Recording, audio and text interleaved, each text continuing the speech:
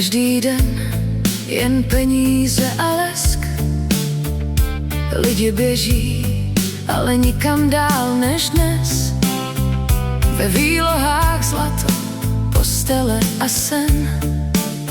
V srdcích prázdno, co nemá lék ani den.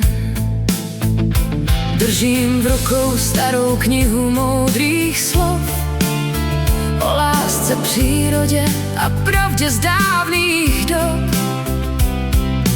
Kolem mě však slepí lidé jdou, vidí jen ceny, co stoupají s tmou.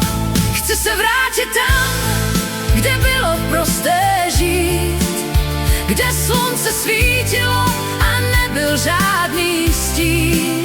Chci najít smysl v tom, co je pravé, ne v tom, co koupíš v obchodě slavné. Tahle doba je jak bludiště z věcí, ztrácíme duši, když honíme zisky.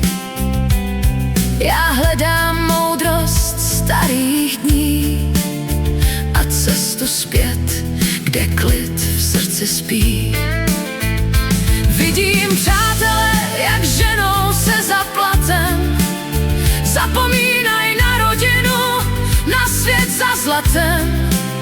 Slyším hlas starce, co kdysi řek, štěstí je v srdci, ne v kapsách, ne v snech.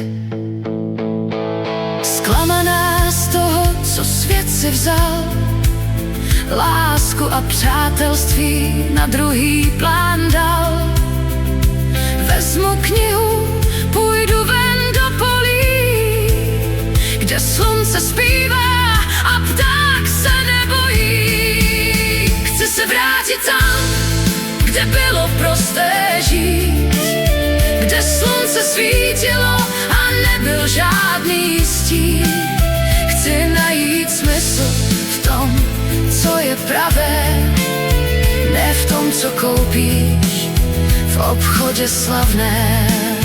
Byla jsem zklamaná, ale nevzdám to dál. Vím, že smysl žije tam, kde srdce hrálo. Čtu staré knihy, jdu přírodou ven a najdu cestu zpět k sobě jen.